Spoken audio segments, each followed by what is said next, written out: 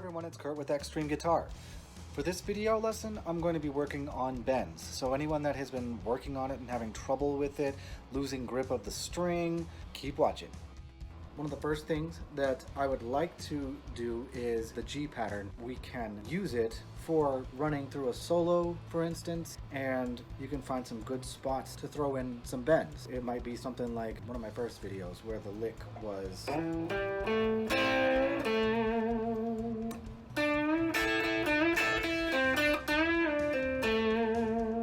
What I'm doing is grabbing onto the G string 7th fret, which is the 3rd string coming up from the bottom. So 1, 2, 3. Now I'm going to do it with my ring finger instead. And here is one of the tricks that I like to do to help bend the string a bit easier. This is what I typically tell anyone that I'm giving lessons to, how they can look at doing this, and I'll try to get a good angle so you can see it clearly. The target note, when you are looking to do a full bend, is actually going to be 2 frets up the neck in pitch. So the pitch goes up as you are going down the neck. So if I take it back to the 7th fret, like I was talking about, on the G string, which is the 3rd string from the bottom coming up, 1, 2, and 3. And what I'm going to do, I'm going to take my middle finger and put it on the fret behind it, which is the 6th fret. You can use your fingers to help bend the note, and like I said just a moment ago, the target note, if you're doing a full bend, is going to be here, because that's 2 frets up. So this needs to sound like this. So what I'm going to do is, so you hear how it sounds just like the target note.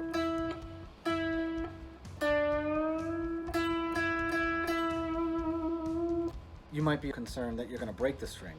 As long as the strings are relatively new and you have it tuned in the standard tuning, then the string should be fine. You just get the tips of your fingers on the string and you're going to keep the pressure applied to the string. And if you lose some of the note in the way, it's probably that you need to keep the pressure on the string, as well as not rolling your finger flat, because you could lose the string.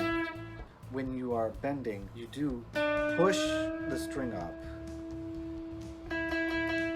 And you can see how my fingers bend this way. This is something that you will start to learn to do over time. Here is a closer look at what I'm doing in the G pattern on the G string here. So I get the tip of my ring finger right on that string, and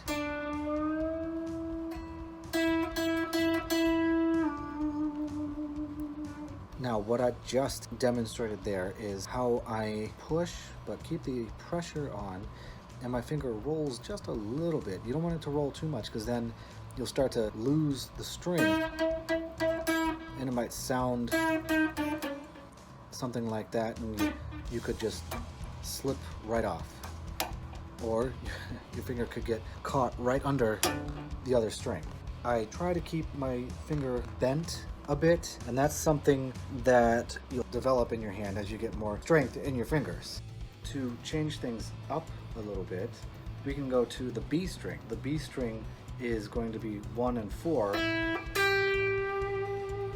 If I'm going to bend there, you can switch to your ring finger, as we did the ring finger on the G string. We can do it on the B string as well, and it's the same rule. If you're going to do a full bend, you're going to go up 2 frets to your target note, and you're going to take this,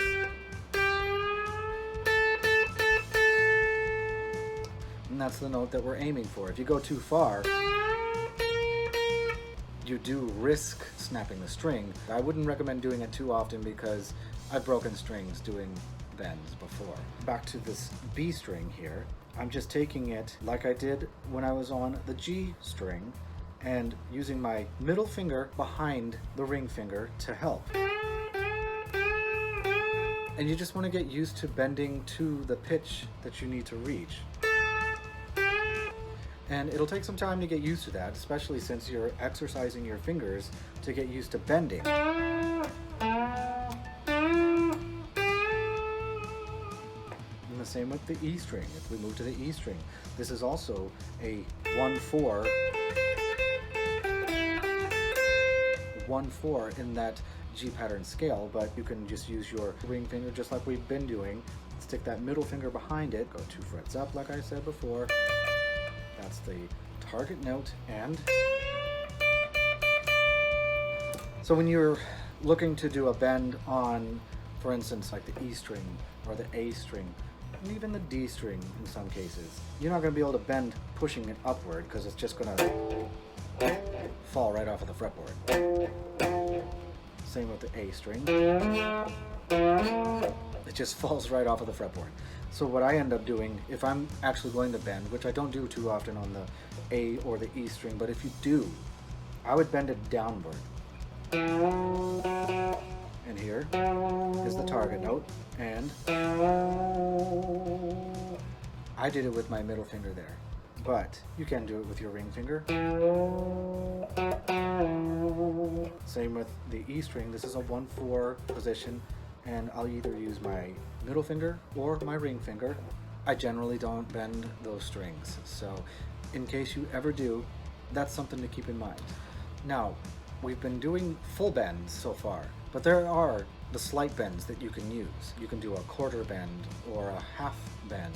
It's really kind of up to you, your ear, on what you prefer with a bend. But if you're soloing out of a certain key that you don't want to do a full bend because it would put you out of the key. One example is if I were soloing and I wanted to bend on the 7th fret, I'm not going to bend it a full bend if I want to stay in the key that I'm working in. So this would be my target note. So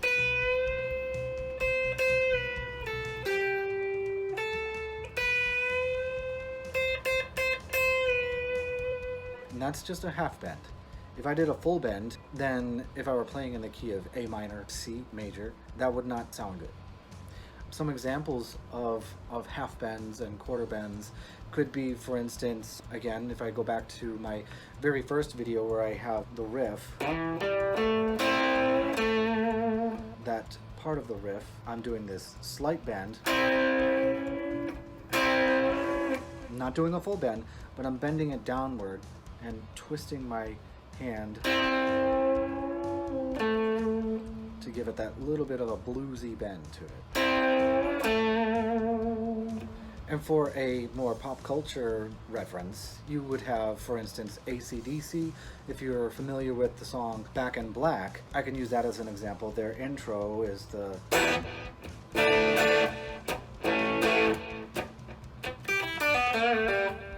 So that last piece there is just a very slight bend. So as you could see when I was doing that riff, I actually bend it downward instead of upward like I was doing before. And that's because I'm doing a pull-off.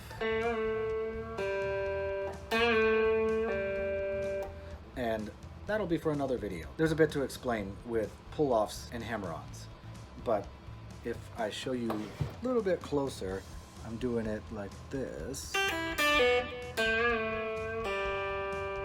So you can do a bend anywhere on the guitar, really. Another place that you could do it is if you take that same G pattern shape and you move it to the 12th fret over here.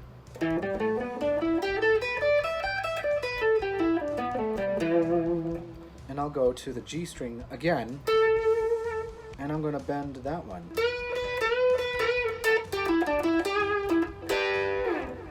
So I can bend it in a lot of places.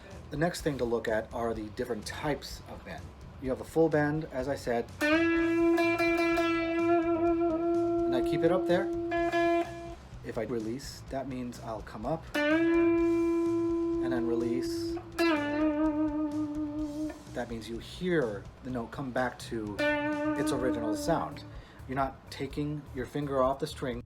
You can also pre-bend. A pre-bend is bending it before you make any noise out of the strings.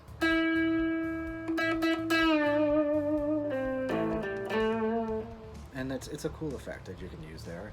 I would pre-bend and then go back to the bend after releasing, so that would be pre-bend. Another way to do a pre-bend is if you were to take your volume, as you can see up here, bring the volume all the way down so that you don't hear it at all. And it'll be a little bit tricky at first when you're doing it, but I'm going to do my pre-bend first. Alright, now I have my target note all set. I've got the bend. I'm going to hit the note, and then I'm going to release the volume and the note, pretty much one after the other. So it's harder to hear when it's in clean, but if I do it a little bit quicker, so that can be a fun little thing to play around with too. So I didn't really spend a lot of time on the pre-bends and the bend and release, just because the general process of doing them is the same as just performing a regular bend, whether it's a full bend, a half a bend, or a partial bend. You would go about it in the same way. So as always, I hope the video was helpful in giving you some ideas on how to attack bends. If you've struggled with them, hopefully this was helpful to give you some more ideas on better ways to approach them. If you'd like to reach me, you can email me, as well as going to my website. If you like the video, if you have any special requests for videos, let me know. You can also subscribe to always be updated on when I post a new video. Stay tuned, and I'll see you next time.